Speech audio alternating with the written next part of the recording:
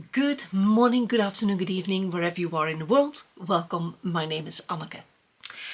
Today I would like to talk about why to preserve food and why I preserve food.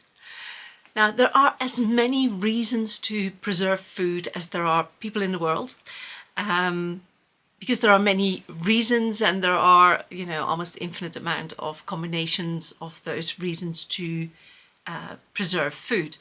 So I will go through a list of reasons why, and then I will highlight the reasons why I preserve food. It might inspire you to preserve some food as well for your own reasons. There is no right way, there's no wrong way, there's only whatever is convenient for you. You have your own reasons. So, I've written a couple down. I'm sure there are more reasons than there are on my list, but I've written down a couple of reasons, and let's take it from the top. So one reason to preserve food is so that you can make use of offers there are in the shop. So you go to the shop or the farmer's market or wherever you happen to be, and there's this huge pile of produce and you go like, oh, that looks nice, and the price is like dirt cheap. Shops do that on a regular basis where they call it a loss leader. So they offer it for, they lose money on it, but because people come into the shop specifically for that offer, once they're in the shop, they're quite likely to buy other things as well. I mean, everyone's done it. You go into the shop for just a pint of milk and you come out with a whole shopping bag full. And that's what happens with fruits, vegetables, sometimes meat, where they sell that really, really cheaply, and they hope that you spend more money in the shop.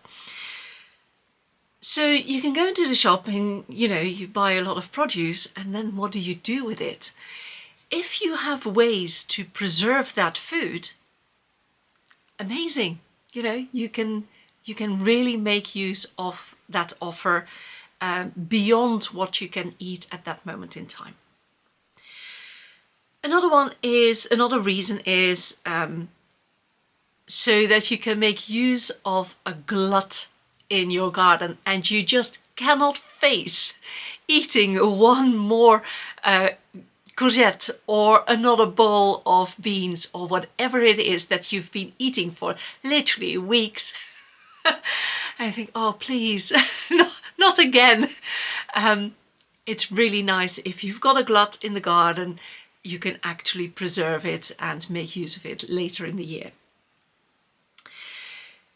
To use produce at their peak of nutrition, especially people who've got their own garden, you're kind of eager for the first beans to come, for the first strawberries to come. You're keen for anything new and exciting, but that doesn't mean that they're at the peak performance, the peak nutritional values, and it's good to be able to wait. I'm sure you eat the first strawberries, you eat the first beans, but there's this sweet spot where they are at that peak, and it's amazing if you can preserve that, if you can put that in a jar, or whichever way you are preserving it.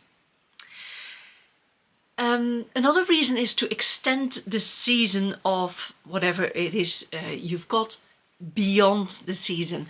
Now, at this moment in time, I live in the United Kingdom, Great Britain. I'm originally from the Netherlands, and both places have got more or less distinct seasons. There's a winter, there's a spring, there's a summer, and there's a fall.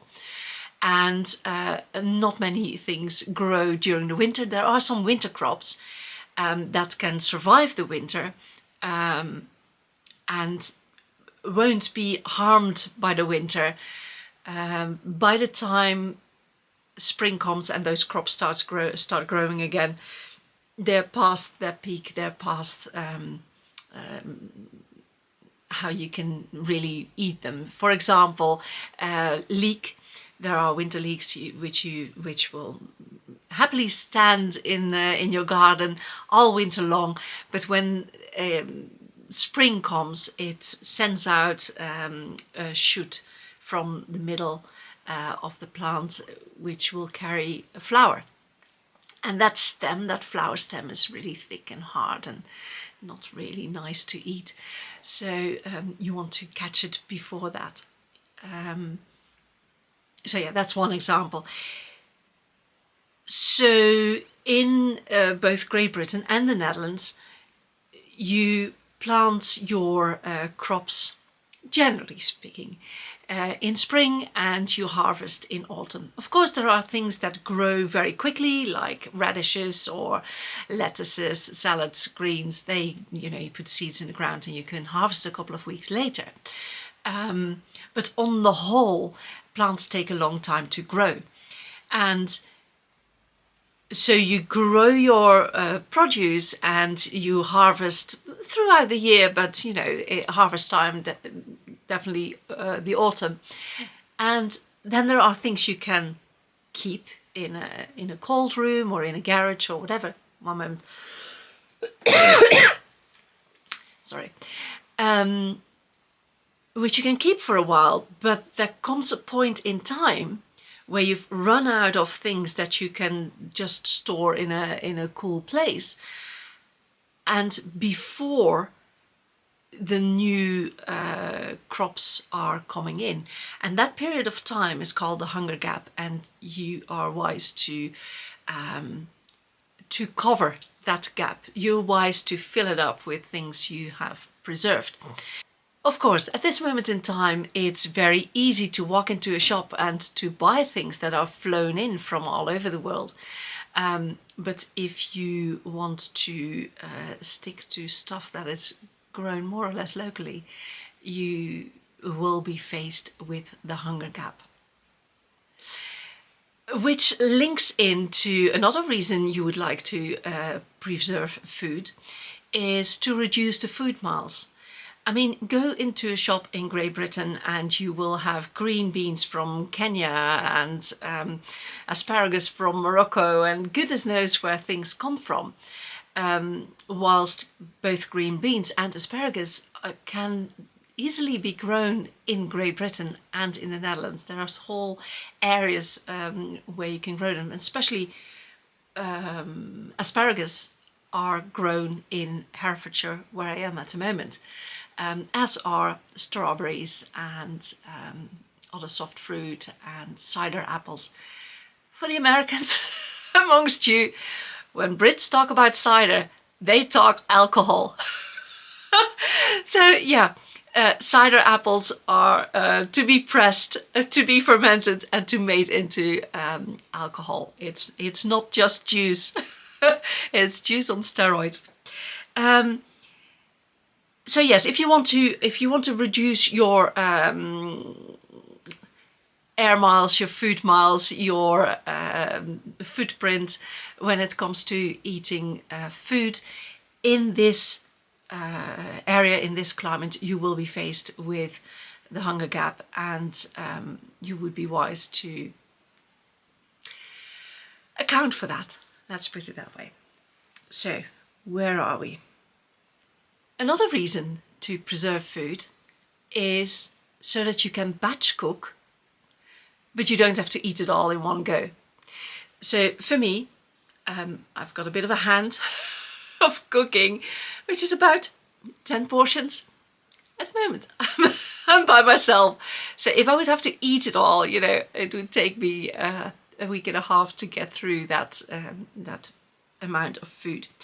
So if you're able to batch cook, which is more or less the same, there's not that much difference in cooking for one meal as it is for 10 meals. There's a little bit more prep, but on the whole, it's not that much more time. If you can then preserve 9 out of 10 meals, there are 9 less meals to cook, and it's good for fuel efficiency, it's good for time efficiency and all the rest of that. Which links into you can create your own convenience food. So once you've batch cooked once, all the other times you've got the food ready to go. The only thing is you need to heat it up or do whatever it is you need to do to it. If you freeze dried it, you just add hot water and depending on how you've preserved it.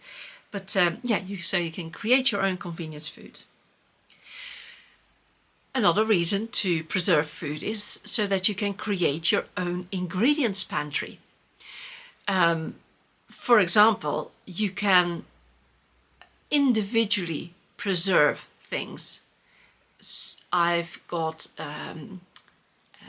dehydrated single ingredients, and when I am cooking, I can just say, oh, I want a little bit of this, or I want a little bit of that.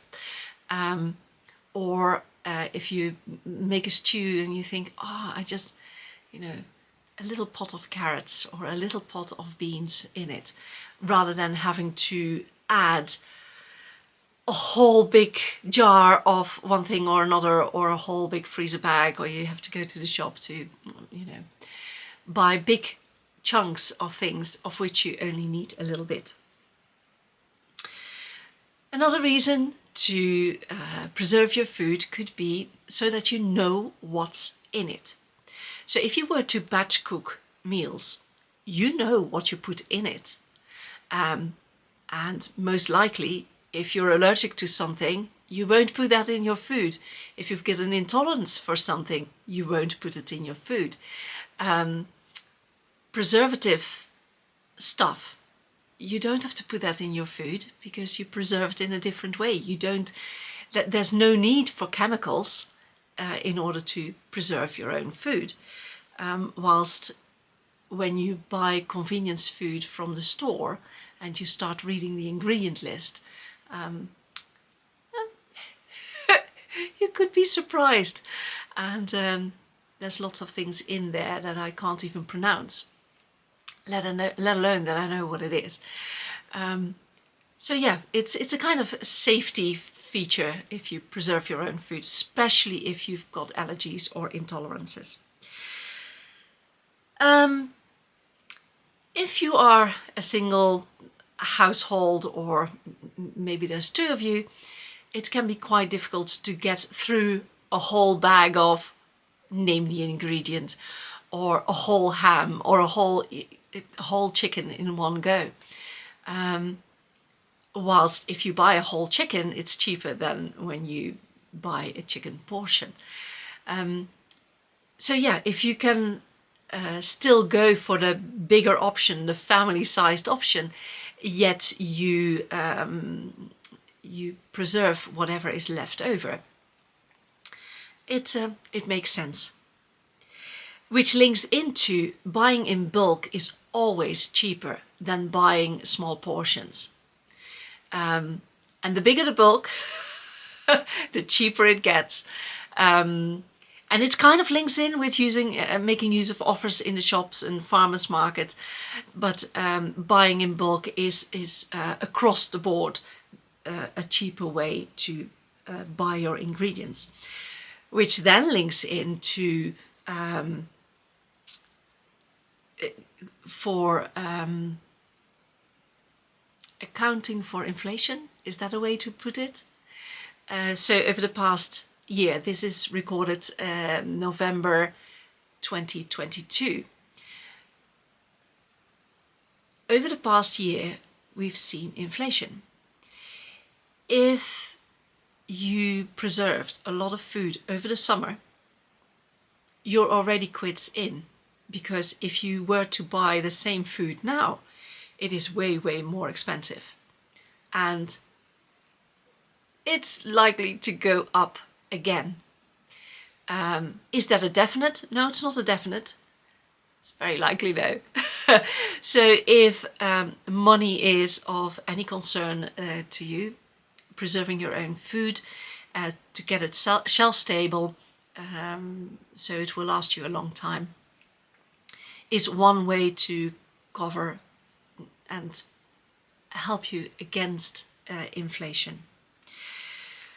Which brings me to why a whole group of people preserve food for a doomsday Armageddon scenario.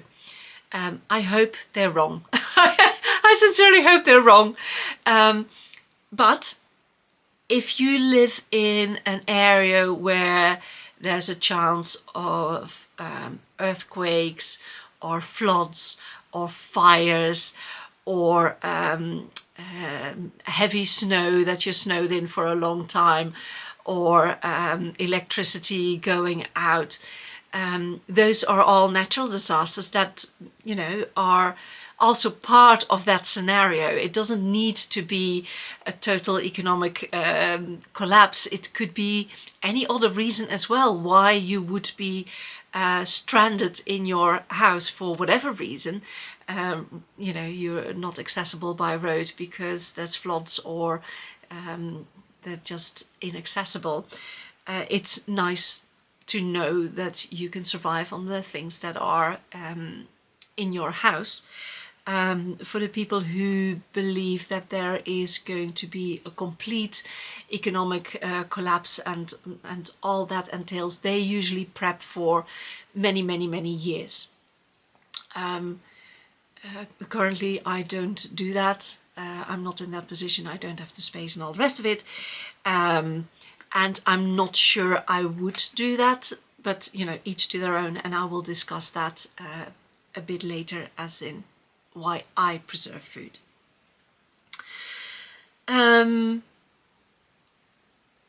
So these are most of the reasons, most of the common reasons why people preserve food.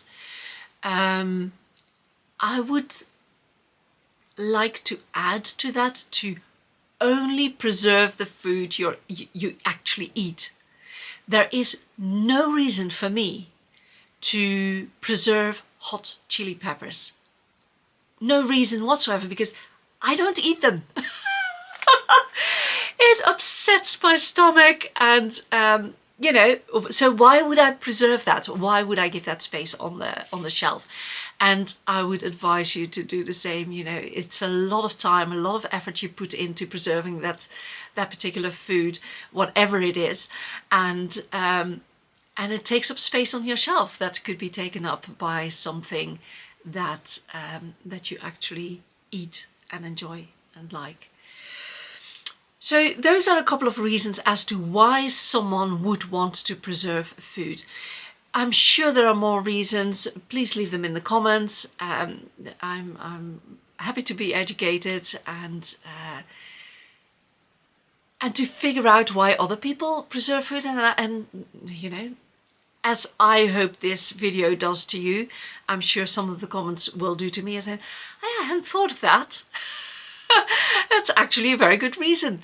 And yeah, so as I say, you know, let's inspire each other to be more self-reliant, self-sufficient, which brings me to why I preserve food. So why do I preserve food? My top value is freedom, but not just freedom. Freedom combined with independence.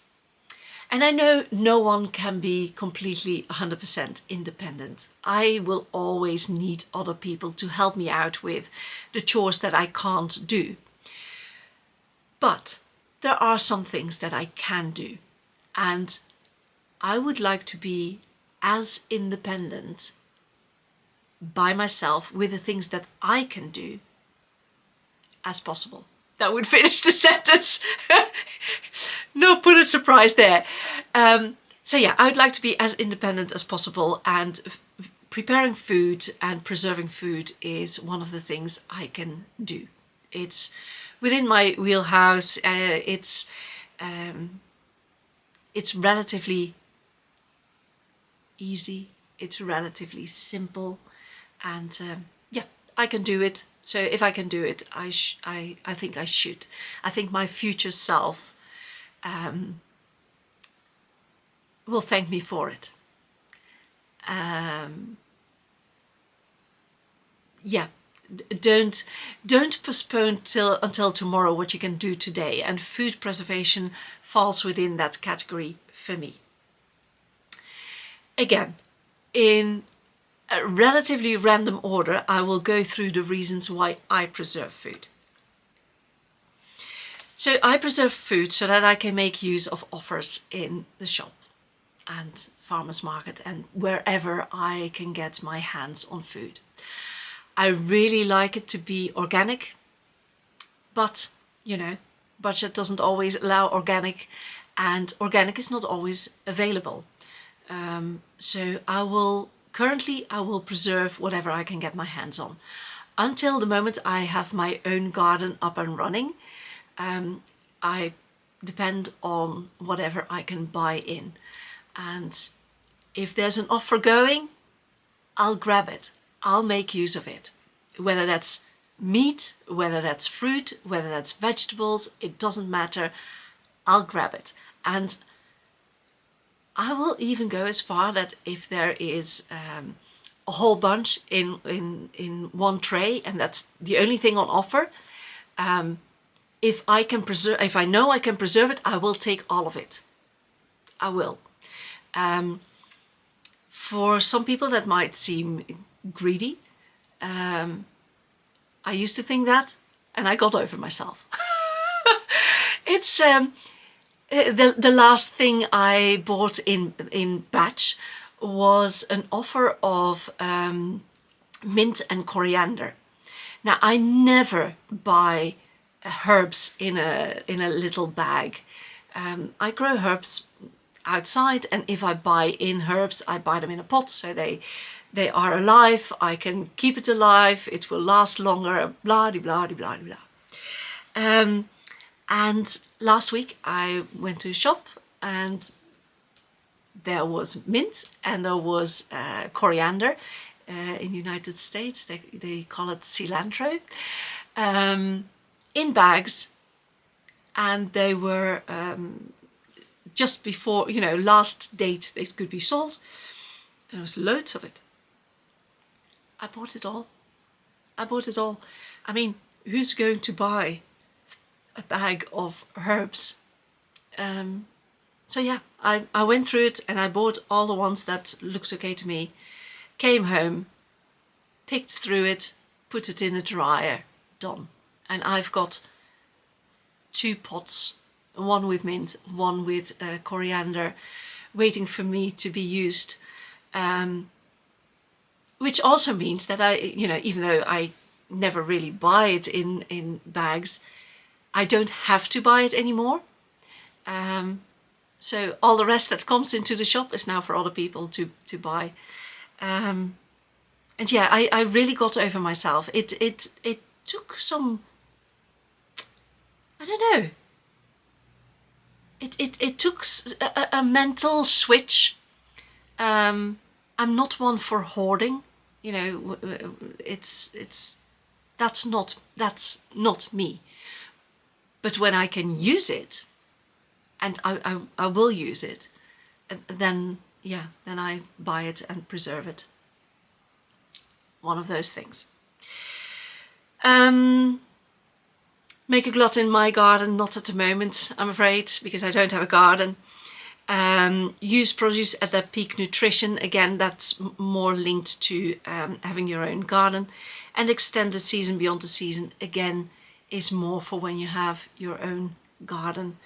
I will get there. But once I've got my own garden, I will also have a greenhouse. And there will be a part of the greenhouse that will be heated up. And I'm sure I'm going to experiment with some grow lights as well, to extend the growing season, so I don't have to preserve as much because it's growing in the garden. And fresh does trump preserved in most cases. That doesn't mean that you should be eating strawberries in January, because it doesn't really grow, and how much taste gets into the strawberries and all the rest of it. But there are definitely ways you can help nature along. And yeah, and I'm not there yet, but extend the season, beyond the season, for me at this moment in time doesn't really apply, because I buy what's in the shop and in farmers markets, which is more seasonal, but still. To be able to batch cook and not having to eat it all. Yes, that's me. Because I don't really like cooking. I've been cooking just about all my life. And initially I cooked for 4 people when I was growing up. I didn't cook every day, but I did a lot of cooking for 4 people. And when I had my own family, again, it was for 4 people, but since I didn't particularly like cooking, I would cook for 2 days with some leftovers, and that's how I get to 10 portions in one go. And you can kind of get a hand for it. You can go, well, at least I got a kind of measure in, oh, this pan for so much. I don't know. So I still cook big batches of food, and then I'm going like, what do I do with this? I'll be eating whatever it is for over a week. And I have done that with a little bit of seasoning of this and a bit of chutney or another meal to just liven it up a little bit. But to be able to do that, to batch cook, and then to preserve, 9 out of 10 meals or 8 out of 10 meals. That's amazing. That's really, really convenient for me. Because it also means that there are then 8 or 9 days that I don't have to cook, which is a win-win for me. Create your own convenience food. So there you go. I've created my own convenience food. I just go to the shelf and pick a pot and eat it. There are some things in the freezer. I'm trying to get away from the freezer, especially since I've got my pressure cooker going now. I had a pressure cooker and I just didn't trust it, but I've got one now that I do trust, and that's easier to use. So yes, creating my own convenience food is there. I'm there. Create my own ingredients pantry. Yes, definitely. So I've got lots of pots of, I've got beans, I've got carrots, I've got peppers, I've got celery, some rice, croutons, tomatoes. So those are individual ingredients, and I can go there to the pantry and I'll just take a little bit of this and a spoon of that, and it's shelf stable. So before I would have it in the freezer, and I could take a few peas out of a bag or a handful of mixed vegetables out of a bag. But it means that I would be dependent on electricity. And even though I'm not a doomsday thinker, I do believe that in Great Britain we're going to have problems with electricity. And of course the freezer runs on electricity. I say of course, there are freezers and fridges that run on gas. But mine run on electricity.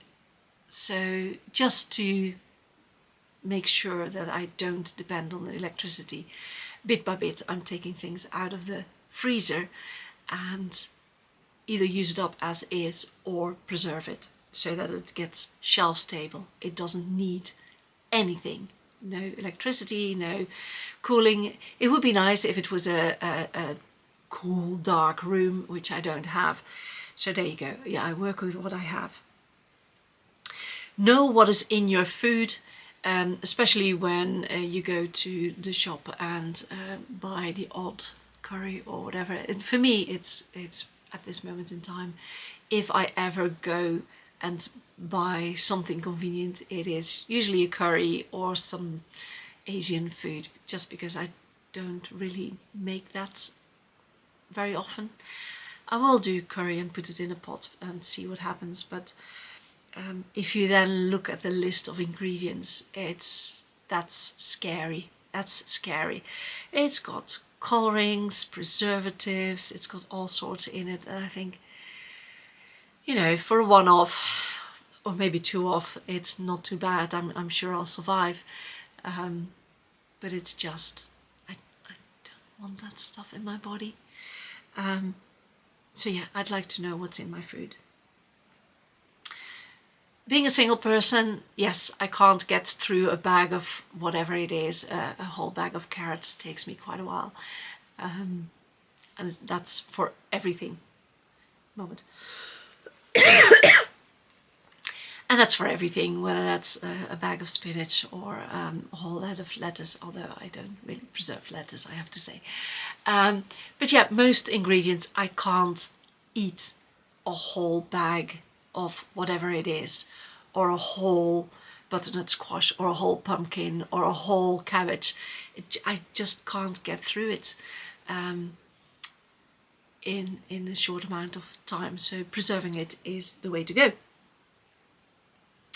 Again, buying in bulk, always cheaper, and yeah, especially when you do things like 5 kilograms of carrots and preserve them, or whatever it is, buying in bulk definitely helps. And yes, it helps to protect me against inflation. And of course, once I'm through whatever I've preserved, I'll have to buy in at a new price. Yeah. At this moment in time, I don't prepare for doomsday or Armageddon. I just want to have enough to get me through the hunger gap. That's the first step. In the end, once I've got my own garden, I want to preserve food for a total of 3 years. That's the aim. Why? Because quite often something happens in your garden, and for whatever reason, be that weather, be that pest, be that ignorance, or lack of skills, or whatever it is, you miss a season of one ingredient or 2 ingredients. And it's really nice to have surplus in your pantry to take you over another year. So you don't need to grow it because you've got it on the shelf. Of course, the years that you do have stuff, you need to make sure that you rotate whatever is on your shelf and you eat the oldest things first. But that's the aim, to have enough to take me over to the next year, and maybe even 2 years. And if I've got too much, I can always give it away. There's no problem there. You can't preserve too much, in my opinion. I can't have too much food in storage, because if it's too much and the new harvest is coming in and that needs preserving and I need to free up space, there's always places where I can, where I can donate food to. Food miles, again, I don't really want my green beans to come from wherever, really.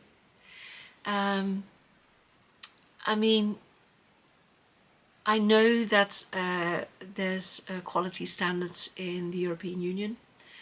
I know that food from the Netherlands get really checked. Really checked on all levels. It gets checked and rechecked, and on the whole it's good food, and on the whole it is what it says on the tin. When food comes from far, far away, do I know the circumstances under which that food's being grown? And the answer is no. So in a way, personally, I'm more concerned about the circumstances under which it's grown than the fact that it's being transported, because you can transport a lot of food for a way longer time than people imagine. And they can be transported relatively slow. Of course, a lot of food's been transported by plane, which is not that good for the environment. But in a way, I don't know why, I'm more concerned about the circumstances under which the food's been grown than the transport itself. Transport comes second, and as I said before, my aim is to grow my own food, to have my own garden and grow my own food. And then only preserve what I eat, definitely. And I do leave room for experimentation.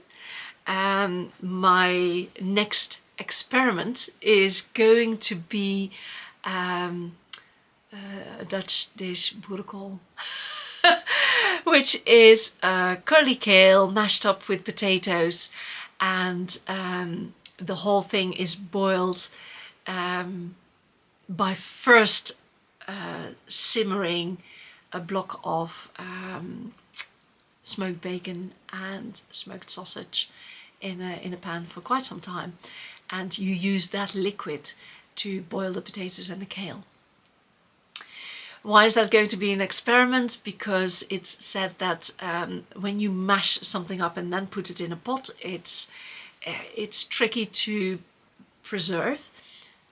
So I'm going to cube the potatoes and put the curly kale raw in the pots, and then use the liquid of the bacon and the sausage to fill up the pot further, and preserve it like that. Because when you pressure can things, it still has to be in the pan for about 19 minutes, as in 90. That's a long time. And it's over 100 degrees. So the potatoes and the kale will be well and truly cooked by then. It's not mashed together, but the heat can penetrate easier into the center of the pot. Anyway, that's going to be my my next experiment. Is it going to succeed? I've no idea. In my head it succeeds. Whether it's actually going to be tasty, I don't know. We will wait and see. But I have to preserve enough of it to fill my pressure canner, and once done, I will have to eat it. So we'll see. We'll wait and see. It's, as I said, it's going to be an experiment, and yeah, keeps the creative juices going. A kind of failed experiment is grated carrots. I've done a separate video on that. And so I grated the carrots, boiled the carrots, strained them, dried them. So I had all those little bits of carrots, which is fine. And they should rehydrate relatively quickly because they're so small. But when I tried it, I admit I was impatient. I didn't wait long enough for them to rehydrate completely. But they were a bit chewy, and that's not the texture I want from my carrots. So in the end, I made them into a powder, and now I can just take a spoon and put it in stock or stew or whatever it is I'm making, and get the texture I want. Because the powder kind of dissolves rather than having all those little bit of chewy stuff in my food.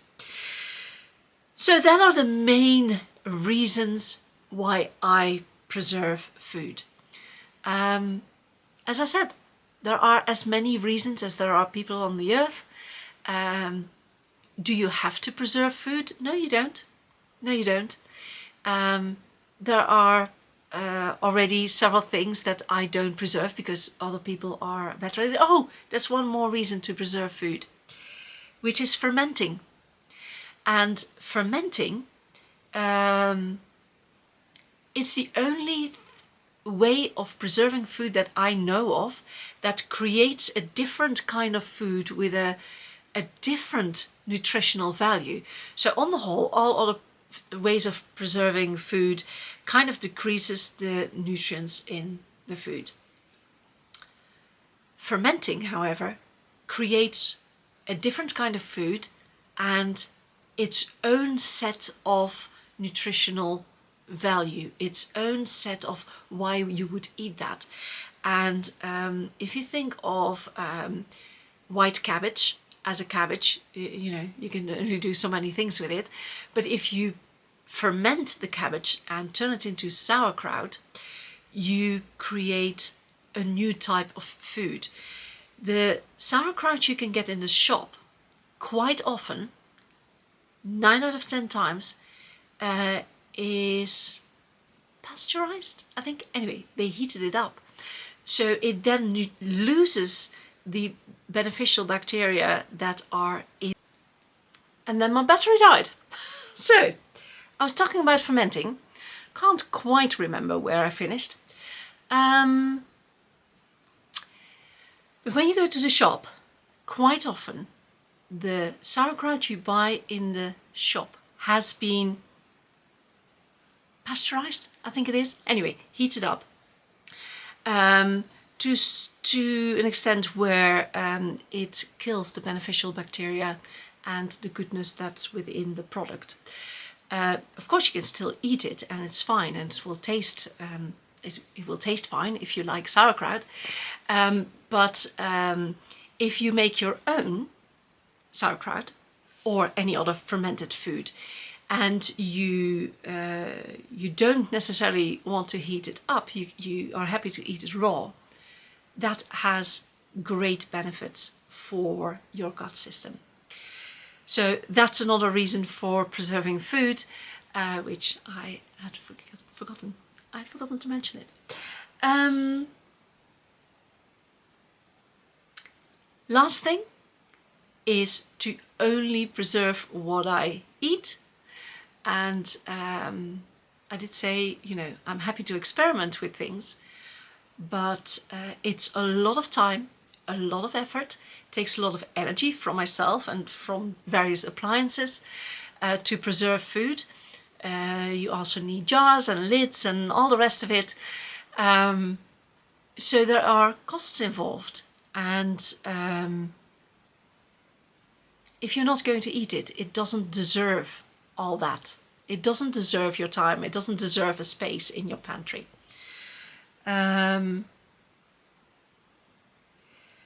Also, if it's not your thing, which is fine, you know, if your thing is numbers and accounting, you know, I applaud you. Because that's not my thing, and I'm happy to hand that over to a professional whilst I potter around in the kitchen, even though pottering around in the kitchen is not my hobby, or you know, it's how to put that.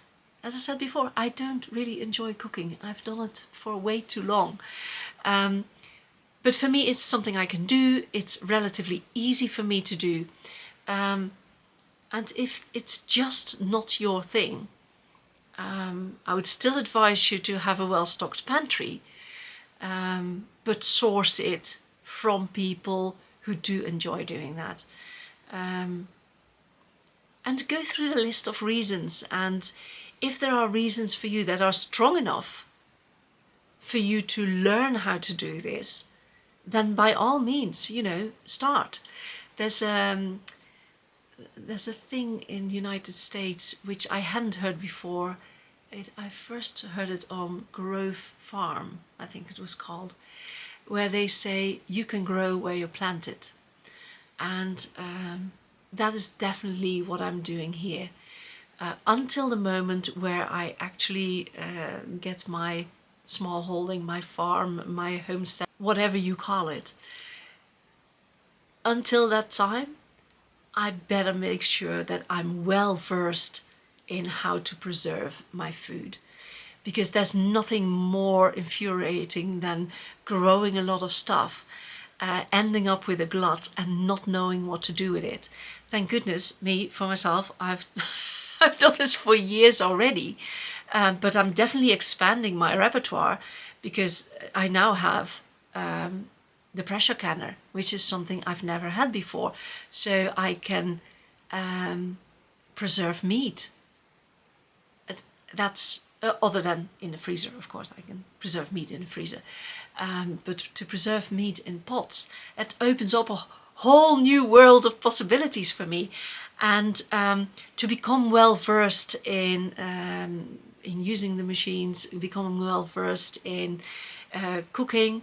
As I said, I've cooked most of my life, but to be able to quickly rustle something up and use the ingredients in your pantry, very important, very important. So if that's a skill set you either lack or could expand upon, do it.